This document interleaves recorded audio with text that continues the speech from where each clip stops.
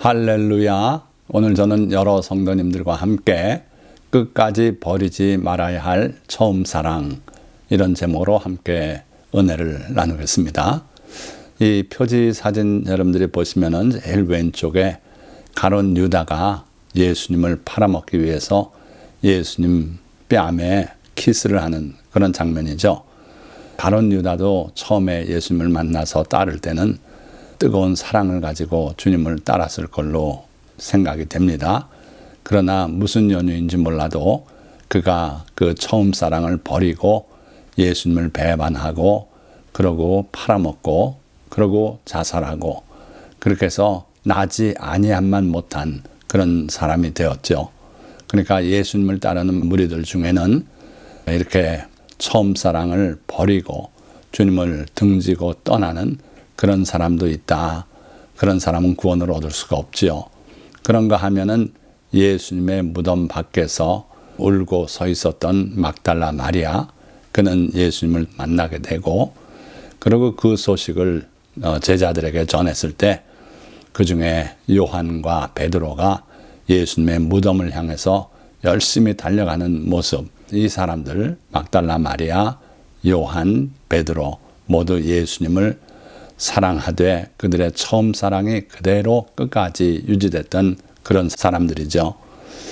자, 그리고 이 바탕에 깔린 사진은 1973년도에 여의도 광장에서 열렸던 전도 집회, 여의도 광장을 가득 메웠던 그 모습이죠. 여기에 한 사람 한 사람이 모두 예수님에 대한 뜨거운 사랑, 처음 사랑을 간직하고 이 자리에 나온 사람들이죠. 자, 그래서 오늘은 우리가 끝까지 버리지 말아야 할 처음 사랑, 예수 그리스도에 대한 사랑에 대해서 생각해 보고 과연 우리가 지금도 그런 사랑을 가지고 있는지, 또 어떻게 하면 그 사랑을 되찾을 수 있을지, 이런 내용을 함께 생각해 보는 시간 갖도록 합니다. 자, 우선 본론전에 위기의 한국교회, 요즘 한국교회가 대단히 위기에 처해 있다고 이구동성 말하고 있어요. 도대체 그 원인은 뭐고 뭘 보고 그렇게 한국교회가 위기에 처했다고 말하는가. 첫째는 교회의 상업화나 기업화, 세속화를 말들 하고 있어요. 여기에 대해서 물론 이론이 많습니다만은 세속적인 요소들이 교회 안에 들어와 있는 건 사실이고요. 또 교회를 운영해 나가는 데 있어서 수입을 가상을 하고 거기에 맞춰서 또 융자를 얻고 교회 건물을 크게 지으면 거기에 성도들이 들어와 차서 또 그만큼 운영이 된다. 이런 식으로 거의 상업화된 개념을 가지고 교회 건축들을 하고 그런 교회들이 있어요. 그래서 이자율이 오르고 하니까 감당을 못하고 교회가 경매에 넘겨지고 이런 일이 참 많죠. 제가 그냥 기분으로 말하는 게 아니라 실제 통계 숫자가 나와 있어서 말씀드릴 수 있는 거예요. 대형 교회들의 헌금은 30% 정도가 감소했다고 합니다. 그리고 청년층이 교회를 대거 이탈하고 있고요. 유년주일 학교가 없는 교회들이 많아요. 자, 이게 한국교회의 위기다. 왜 그러냐면 앞으로 10년, 20년 또는 30년 후에는 그 감소된 청년층 또는 사라진 주일학교 영향이 그대로 교회에 미칠 것이기 때문에 그래요. 두 번째 요소는 의심받는 목회자들의 도덕성을 들 수 있어요. 여기도 퀘스천 마크를 붙인 것은 다 그렇지 않다는 거죠. 극히 일부가 그렇습니다만은 어떤 목사님은요, 벤틀리, 영국 수제 명품 자동차죠. 그걸 소유하고 있다고 해서 보도가 되고 말이 많았어요. 3억이 넘는 차라고 합니다. 그 당시 시가로. 근데 그걸 해명하고 하는 과정에서 그분이 그런 급의 자동차를 3대나 소유하고 있었고 정말 일반 성도들에게 큰 충격을 주었죠. 목회자가 이렇게 살아도 되는가, 도덕성을 의심하게 된다 하는 거죠. 자, 그런가 하면 성도들 자신도 떳떳하진 못한 것은 성도들의 처음 사랑이 많이 식어졌다는 거예요. 이 왼쪽 아래 사진이 어쩌면 한국교회가 부흥했던 그 봄바탕을 잘 보여주고 있어요. 경제적으로 쪼들리고 어려운 환경에서 주님만 의지해서 주님께 간절히 기도하고 어떤 문제든지 기도로 하나님께 아뢰던 그 모습이죠. 그런데 요즘은 기도원들이 또 대거 문 닫고 있대요. 기도하러 안 온다는 겁니다. 그러니까 우리 성도들의 처음 사랑이 식어지고 있지 않느냐 하는 거죠. 자, 그래서 한국교회는 이런저런 이유로 급속하게 쇠퇴하고 위기에 처하고 있다. 이에 관해서 예수님께서는 이렇게 말씀하고 있죠. 여러분들이 잘 아시는 내용이지만 마태복음 24장 10절에서부터 보니까 그때 많은 사람이 실족하게 되어 서로 잡아주고 서로 미워하겠으며 거짓 선지자가 많이 일어나 많은 사람을 미혹하겠으며 불법이 성함으로 많은 사람의 사랑이 식어지리라. 그러나 끝까지 견디는 자는 구원을 얻으리라. 자, 이 말씀 보니까 끝까지 식지 말아야 할 사랑을 말씀하시는데 이 사랑은 구원에 직결되어 있는 문제입니다. 그래서 우리가 오늘 이 말씀을 들으면서 과연 나에게는 그 처음 사랑이 또는 주님에 대한 사랑이 온전한가 또는 식어가고 있는가 또는 아예 식었는가 돌아보고 되돌리는 그런 시간을 갖도록 하겠습니다. 자, 또한 요한계시록에서 주님은 그와 비슷한 말씀을 하고 계세요. 요한계시록 2장 2절에서 3절 말씀 보니까 내가 내 행위와 수고와 내 인내를 알고 또 악한 자들을 용납하지 아니한 것과 자칭 사도라 하되 아닌 자들을 시험하여 그의 거짓된 것을 내가 드러낸 것과 또 내가 참고 내 이름을 위하여 견디고 게으르지 아니한 것을 아노라. 자, 이 에베소 교회 사자의 헌신과 수고를 주님은 말씀하고 계신데 보니까 무려 8가지예요. 첫째, 내 행위. 둘째, 내 수고죠. 내란 말은 이제 반복 안 했습니다만은 또 세 번째, 내 인내를 알고 예수님께서 이 에베소 교회 사자의 행위, 수고, 인내를 다 아신다는 거예요. 그 다음에 또 네 번째는 악한 자들을 용납하지 아니한 것. 이 악과의 싸움은 대단히 피곤하고 또 때로는 해를 입고 이런 거 아닙니까? 그런데 이 에베소 교회 사자는 그런 악한 자들을 용납하지 아니했다 그랬어요. 하기 힘든 것을 그는 감당해냈어요. 그 다음에 5번째, 자칭 사도라 하되 아닌 자들을 시험하여 그의 거짓된 것을 내가 드러낸 것과 그냥 나는 가짜 사도입니다 하고 써붙이고 다니면 누가 모르겠어요. 그러나 자기는 사도다 그러고 이렇게 주님을 만났다 그러고 온갖 간증을 하고 하는데 잘못하면 속아 넘어가는 그런 자칭 사도죠. 그런데 그런 자들을 그대로 버려두고 또는 악수하고 서로 끌어안고 좋은 게 좋다고 그냥 대충 그렇게 해서 넘어가고 보내고 그렇게 안 했어요. 에베소 교회 사자는요, 그 자칭 사도라 하되 아닌 자들을 시험했다 그랬어요. 그렇게 시험하고 그래서 거짓된 것을 드러냈다. 이러다 보면 싸움이 나고 교회가 깨지기도 하고 그럴 수 있는데 그는 그걸 감당했다는 거예요. 그리고 또 6번째, 내가 참고 어려운 일이 있을 때 참아내고 시련이 와도 참고 그렇게 참아냈어요. 그 다음에 7번째, 내 이름을 위하여 견뎠다 그랬어요. 시험이 오고 환난이 올 때 그걸 모면하기 위해서 달아나고 이렇게 안 하고 그 자리에서 주님의 이름을 위해서 견뎠다 그랬어요. 그 다음에 8번째는 게으르지 아니한 것을 아노라. 부지런했어요. 이렇게 게으르지 아니한 것을 주님이 인정하시고 칭찬하고 계세요. 자, 이렇게 8가지를 칭찬하신 후에 그러나 너를 책망할 것이 있나니 너의 처음 사랑을 버렸느니라. 8가지 미덕보다도 이 처음 사랑 한 가지가 더 주님께는 큰 요소였던 것 같아요. 그래서 그 8가지를 칭찬하시고도 그러나 이렇게 말씀하시지 않습니까?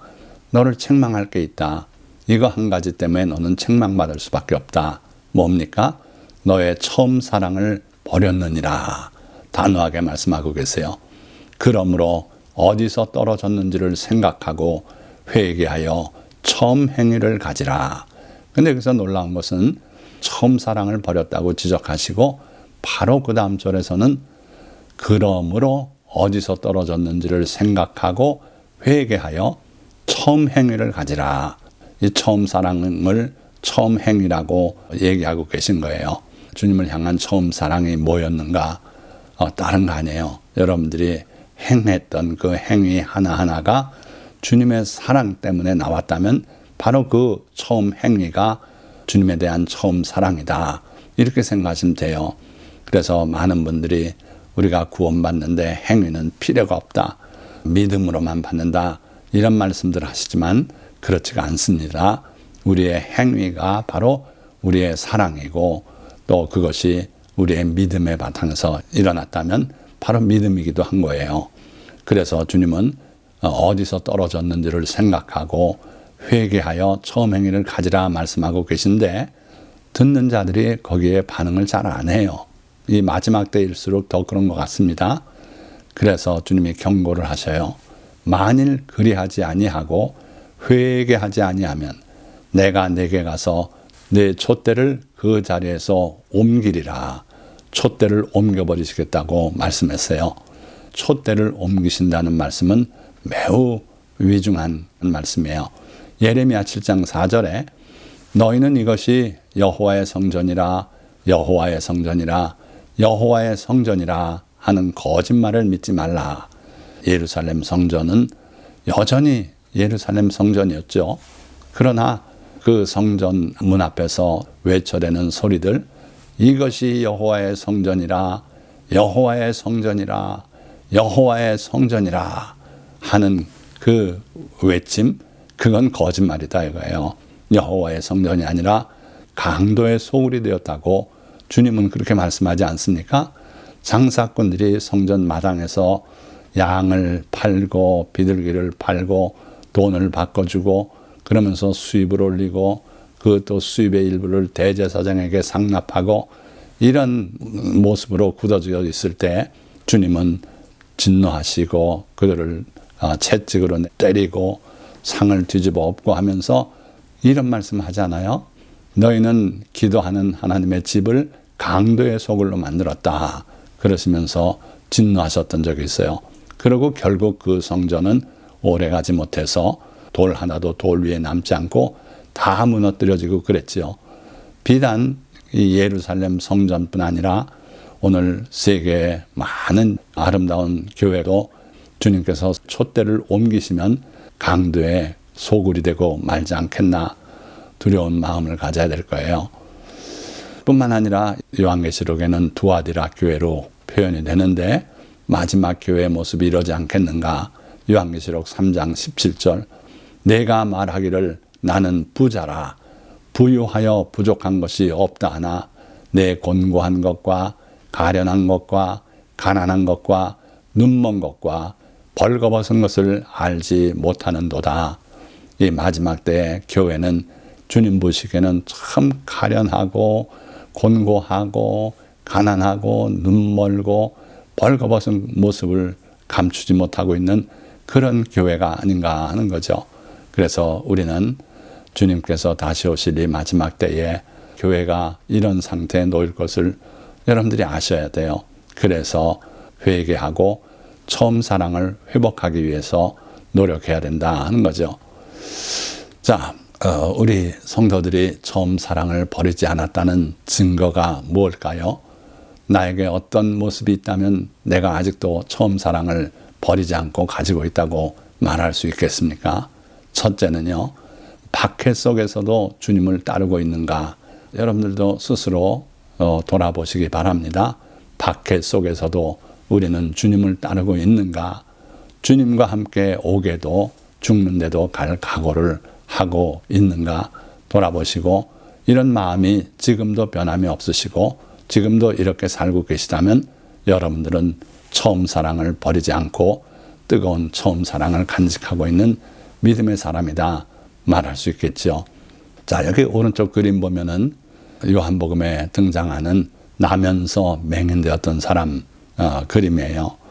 어느 날 예수님이 지나가시다가 제자들이 묻습니다. 이 사람이 나면서 맹인된 게 누구 죄 때문입니까? 자기 죄입니까? 부모의 죄입니까? 그때 예수님께서 자기 죄도 아니고 부모의 죄도 아니다. 하나님께서 하시는 일을 나타내고자 합니다. 그렇게 하고 침을 뱉어 진흙을 이겨 그의 눈에 바르시고 실로암 못에 가서 씻으라. 그러니까 그 맹인이 신나서 실로암 못으로 내려가서 씻으니 눈이 밝아졌어요. 이 사람은 나면서부터 맹인이니까 생전에 본 적이 없는 사람인데 그 찬란한 세상을 바라보면서 기뻐서 달려 돌아왔어요. 그런데 예수님은 이미 떠나셨고, 그래서 그 사람이 유대인들에게 불려갔지요. 그래서 누가 내 눈을 뜨게 했냐? 예수라는 분이 내 눈을 뜨게 했습니다. 그런데 그 바리새인들은 예수님을 인정하는 자는 출교하기로 결의했어요. 그럼에도 불구하고 이 사람이 예수님을 시인하고, 그래서 그 모임에서 실강해가 벌어지고 그러지 않습니까? 그렇게 아무것도 배운 것도 없고 가진 것도 없고 그런 사람일지라도 예수님을 부인하지 않고 예수님을 인정하고 자기에게 해가 올 수도 있는 그런 상황에서도 주님을 그는 시인하고 믿었어요. 이런 것이 바로 우리의 처음 사랑이 되어야 될 줄 믿습니다. 자, 두 번째는 주님의 계명과 말씀들을 지키고 있는가, 여러분들 스스로 돌아보시기 바랍니다.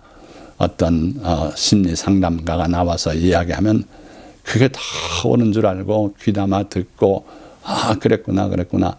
요즘 그게 유행인 것 같아요. 그런데 그들의 말보다는 우리 주님의 말씀들이 더 살아있는 말씀이고 그 말씀 따라 살아가면 승리하고 이길 줄 믿습니다. 그런데 그런 주님의 계명과 말씀들을 등한히 하고 또 건강에 뭐가 좋다면 먹느라 그러고, 그러나 주님께서 이게 너희가 먹을 것이다 말씀한 거는 다 무시하고 살고 있지 않습니까? 주님의 계명과 말씀들을 준행하고 존중히 여기고 그러는 사람이 실제 주님을 뜨겁게 사랑하고 있는 사람이다. 또 셋째, 입술의 고백이 마르지 않고 있는가? 한번 여러분 자신들을 돌아보시기 바랍니다. 입술의 고백이라고 하면 기도와 찬양이에요.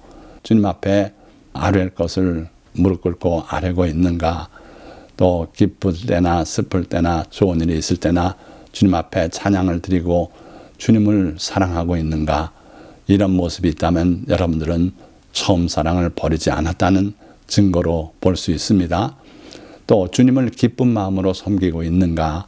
어느 날 마르다가 예수님을 영접해서 식사 대접을 하느라고 준비를 합니다.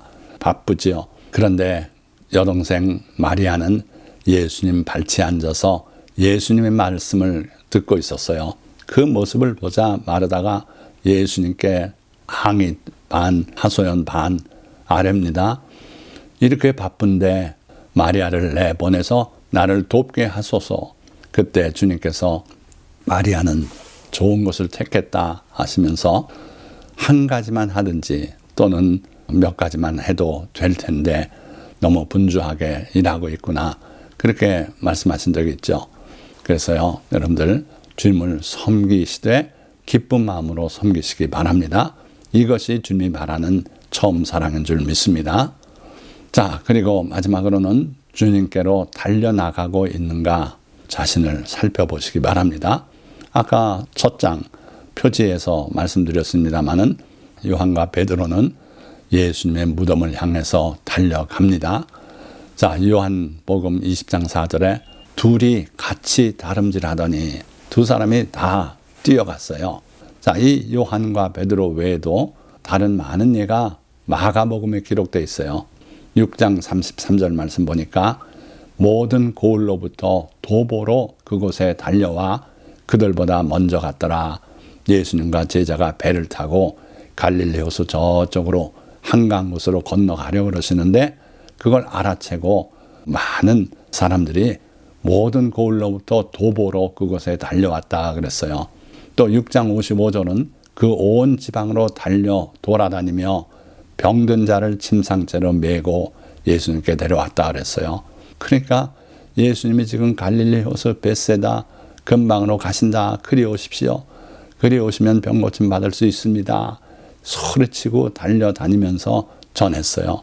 바로 이 모습에서 처음 사랑을 우리가 볼 수 있어요. 또 10장 17절 말씀에는 예수께서 길에 나가실 새 한 사람이 달려와서 꿇어앉아 묻자오되 걸어와도 될 텐데 달려왔어요. 또 10장 50절 말씀 보니까 맹인이 겉옷을 내버리고 뛰어 일어나 예수께 나아오거늘, 예수님이 부르신다는 말씀을 듣고는 겉옷은 내버리고 뛰어 일어났다 그랬어요. 자, 이렇게 예수님을 향해서 뛰어 달려나가는 모습이 바로 우리들의 처음 사랑의 모습이다. 성도들이 버스에서 내리면 그 다음부터 뛰기 시작해요. 교회를 향해 내리뛰고 그러고 가서 줄을 서야 돼요. 그러고선 예배 끝난 성도들이 나오면은 밀려서 일시에 또 예배당 안으로 들어가서 예배드리고 했던 그때 일이 기억납니다. 그래서요, 여러분들이 주님 앞에 예배드리러 나갈 때 달려나가는 그런 모습이 있다면은 여러분들은 그 처음 사랑을 간직하고 있는 거지요. 자, 또 이 모습은 뭘 보여줍니까? 왼쪽 사진은요, 1947년 부활절 연한 예배 장면이에요. 그런가 하면 또 1973년 빌리그레암 전도대회 여의도 광장에서 있었을 때 여의도 광장이 성도로 가득 메워졌어요. 정말 역사 이래 다시 보기 힘든 그러한 모습이죠. 이렇게 주님을 향해 달려가는 그런 모습이 우리에게 있는가? 오늘날 찾아보기 힘들어요. 주님이 다시 오실 때에 믿음을 보겠냐고 하신 그러한 상태가 된 것이 아닌가 하는 거죠. 자, 말씀을 맺겠습니다.